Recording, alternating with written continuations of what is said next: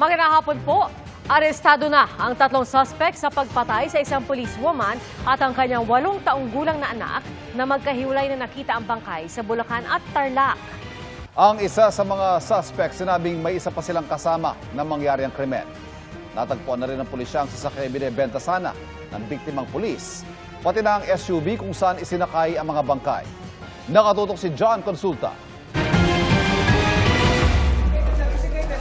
Pasado alas 11 kagabi nang pasukin ng mga pulis ang bahay na ito sa Novaliches, Quezon City. Opo, sir. Ikaw ay may karapatang manahimik. Ikaw ay inuuli namin sa salang pagpatay. Arestado ang 44 anyos na lalaki at ka-live-in na babaeng 29 anyos. May isa pang inaresto sa hiwalay na operasyon. Ayon sa PNP, ang 3 inaresto may kinalaman sa pagpatay kay Police Senior Master Sergeant Diane Marie Molinido at kanyang 8 taong gulang na anak na si John Ismael. Nakuha sa bahay ng magka-live-in na suspect ang cellphone na mag-ina at 100,000 piso. Ayon sa source ng GMA Integrated News, noong January 16, pinapunta ng mga suspect si Molinido sa bahay nila sa Novaliches. Dala ang sasakyang kanyang ipabibenta. Yun na ang huling araw na nakita silang buhay at noong January 19 na nai-report na nawawala. Sa Angeles, Pampanga naman, na-recover ang SUV na ayon sa pulisya ay pinagsakyan sa bangkay ng policewoman bago itinapon sa Pulilan, Bulacan. At sa labi ng anak niyang itinapon naman sa Victoria, Tarlac. Under investigation pa siya. And then, sa ngayon, undergoing siya ng forensic examination yung ating found vehicle. Sa Baguio City naman, na-discovery ng Regional Highway Patrol Unit, Cordillera Autonomous Region, ang sasakyang ibinibenta ng biktimang pulis bago siya nawala at pinaslang. Kinuha raw ito ng mga suspect sa pinatay na pulis at ibinenta sa halagang 450,000 pesos. Kanina, positibong kinilala ng isa sa mga suspect ang SUV sa Pampanga na siyang ginamit sa pagbiyahe sa bangkay ng mag-ina. Hindi po ako yung pumatay sa yun sa... Sino po yung yung pumatay? Yung kaibigan ko na tsaka yung Kaibigan niyo? pare ko. Tapos yung asawa niya po. May kasama kami yung kapatid ko ng lalaki na Di bali, 4 po kayo. 4 po. Sa Bulacan, mahigit 4 na oras sinuyod ng Soko ang isang lugar sa Pulilan gamit ang mga K9 dogs at metal detector para makuha ang mga posibleng ginamit sa pagpatay kay Police Senior Master Sergeant Molinido. Sa kabila ng pagkakaresto ng 3 suspect sa nangyaring double murder, tuloy pa rin daw pag-iimbestiga ng Special Investigation Task Group ng NCRPO para maging airtight ang kaso. Para sa GMA Integrated News, John Consulta, nakatutok 24 oras. Ngayong hapon, nakremate na sa Tarlac City ang 8 taong gulang na si John Ismael Molinido. Sinaksihan ito ng ama ni John Ismael na si Police Senior Master Sergeant John Melonido. Tanghali nakatakda ang cremation pero hinintay munang dumating doon si Melonido. Sa kabila kasi ng waiver na pinirmahan ng ama, iginit ng PNP na dapat ay naroon ng magulang o kaanak bago ang cremation. Sinubukan ng GMA Integrated News na makapanayam si Melonido pero tumanggi siya. Si Senior Master Sergeant Molinido ay isa ring person of interest sa pagpatay sa mag-ina. Sa ibang balita, abistado ang isang recruitment agency na nag-aalok ng trabaho abroad kahit walang kaukulang lisensya. 3 tauhan itong arestado at nakatutok si JP Soriano. Sa mas pinaigting na cyber patrolling ng Department of Migrant Workers, nakita nila ang post na ito ng RC Rain International Manpower Agency sa social media na nag-aalok ng trabaho sa Europe at Middle East. Nagre-recruitaan nila ang ahensya ng mga Pilipinong manggagawa papuntang Greece, Hong Kong at Qatar kahit walang kaukulang lisensya mula sa DMW. Sa enchantment operation ng DMW at CIDG sa opisina ng ahensya sa Cubao, Quezon City, gumamit sila ng mga asset na nagpanggap na nag-a-apply ng trabaho. Dito natuklasan na naniningil umano ang ahensya ng mahigit 300,000 pisong placement fee para makapagtrabaho bilang housekeeper at skilled worker gaya ng plumbing sa Greece. Hanggang 35,000 piso naman ang placement fee para makapagtrabaho sa Hong Kong kahit wala dapat kahit anumang placement fee doon. Sa entrapment po natin, 3 po yung ating nahuli red-handed na tumanggap ng pera para mag-offer ng overseas work na wala pong lisensya. Hindi po, sir. Apo, wala po. Nadiskubre rin na may service agreement sa isang recruitment agency at isang medical facility ang ipinasarang ahensya. Ibig sabihin, posibleng nagpapasa sila ng mga kliyente sa medical facility para makakuha ng pre-employment medical certificate at may karagdagang singil pa. Kahit lisensyado ka, kapag ikaw ay tumanggap ng mga referral sa isang nag-process, kasi nagpa-process itong isinarado natin ngayon So bawal po yun. Inaalam pa ng DMW kung gaanong karaming manggagawa na ang naipadala ng ahensya sa Greece, Hong Kong at Qatar at kinokontak na sila. Kung sila ay nagtatrabaho na, agad nilang iwawasto ang kanilang mga dokumentong nararapat para sa isang OFW at bibigyan ng pagkakataong maghain ng reklamo. Ang CIDG susuriin ang mga ebidensyang natuklasan mula sa operasyon. Just imagine magbebenta ng mga gamit, mga hayop, para pang placement fee, and all of the sudden, fake pala yung ina-apply nila. Ito na ang ikatlong recruitment agency na naipasara ng DMW ngayong taon. Noong nakaraang taon, 32 illegal recruitment agency ang kanilang ipinasara. Sinusubukan pa namin kunin ang pahayag ng RC Rain International Manpower Agency, pero wala pa silang tugon. Para sa GMA Integrated News, ako po si JP Soriano, nakatutok 24 oras.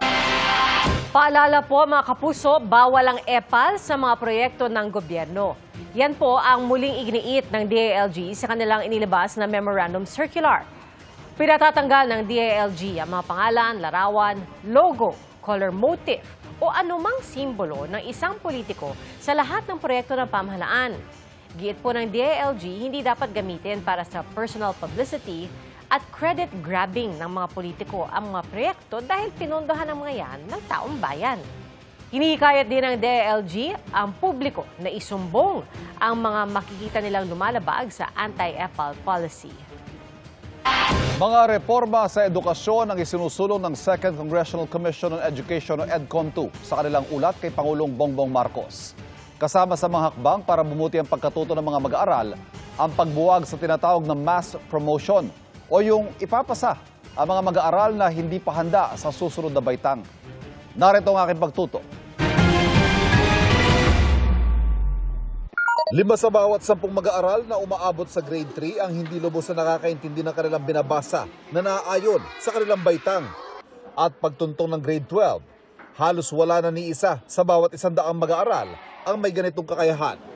Ito ang nakababahalang finding sa isinagawang Comprehensive Rapid Literacy Assessment sa pagtatapos ng school year 2024-2025. Ito ang problemang naisolusyonan sa report ng Second Congressional Commission on Education o EDCOM2 na isinumite kay Pangulong Bongbong Marcos. Nakapaloob dito ang mga hakbang at planong gagawin ng pamahalaan sa susunod na 10 taon para tugunan ang krisis sa edukasyon. 1.3 trillion pesos ang inilaang pondo para sa edukasyon sa 2026 national budget. Through this budget, we can hire more teachers, reduce their overall workload, implement learning recovery in reading, math, and science, expand school-based feeding programs, and construct more classrooms, further improving our educational system. Kasama rin sa plano ang problema ng malnutrisyon at nagsisimula ito kahit nasa sinapupunan pa lamang ng inang bata. Halos 1 sa bawat 4 na mag-aaral ang apektado nito. Kaya bahagi ito ng planong isinumite sa Pangulo. 9.6 billion pesos ang budget ng DSWD para sa feeding program sa taong ito para sa 1.8 milyong bata sa loob ng 180 days. Yung nutritional health ng mga bata below 5 years old.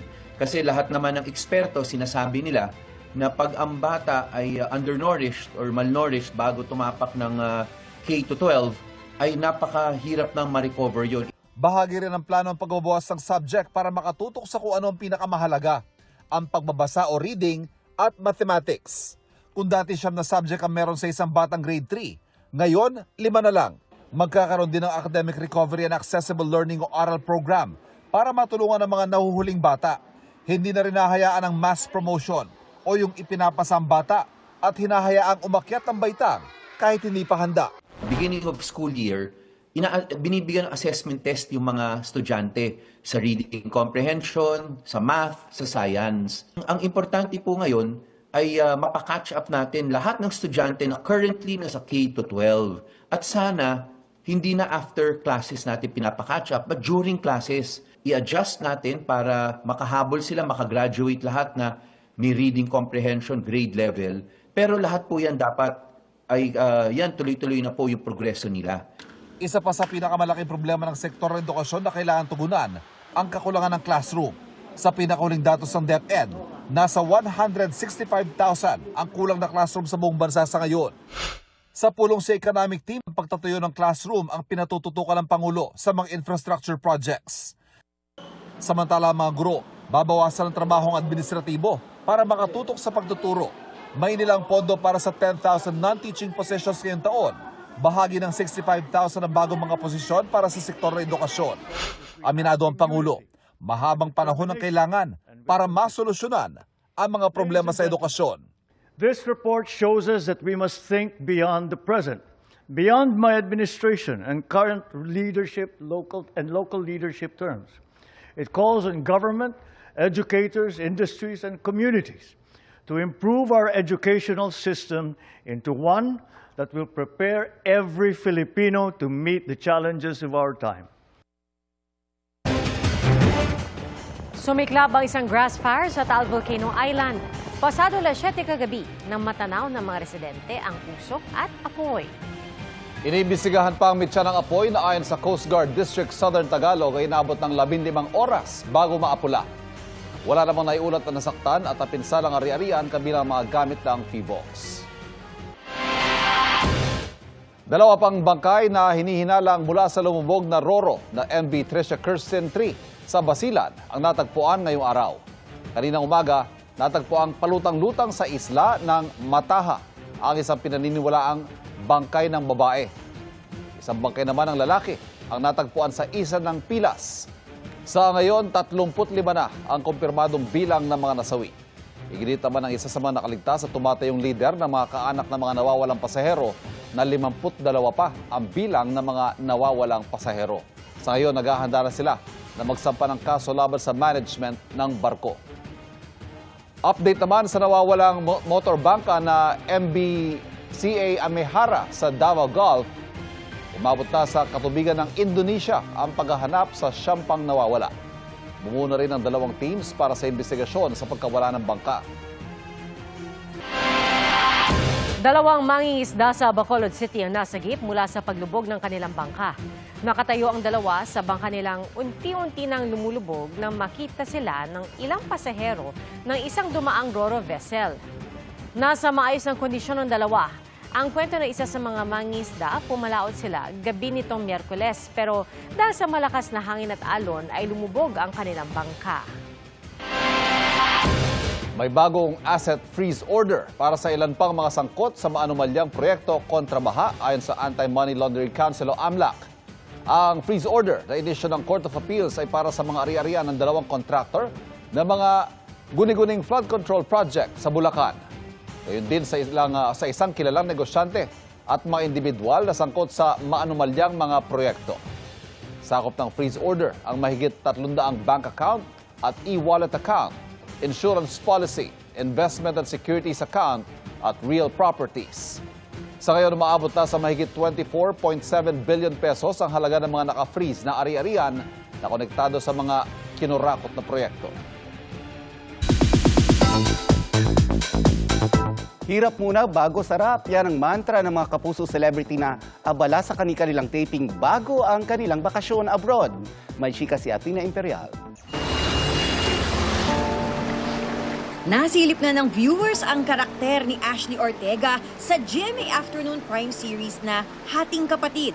Nag-crossover sa serye ang kanyang karakter na si Angel sa upcoming series na Apoy sa Dugo. Kwento ni Ashley, sumabak siya agad sa shoot para sa Hating Kapatid matapos ang 1 linggong bakasyon sa Bangkok, Thailand. Kasama niya sa mga eksena sa serye ang boyfriend na si Mavi Legaspi. Nung pagbalik ko from Bangkok, doon pala ako sinabihan na, oh my gosh, mag-guest ako sa Hating Kapatid. Sa set, na mas nakilala ko yung work mode side ni Mavi as an actor. Work mode muna sina Ashley at Mavi, pero looking forward sila sa kanilang unang out-of-the-country trip this year. Sa April, sa Sakura, sa magja-Japan, mag-Osaka kami. So, work mode muna para pagdating ng April, mag-vacation mode.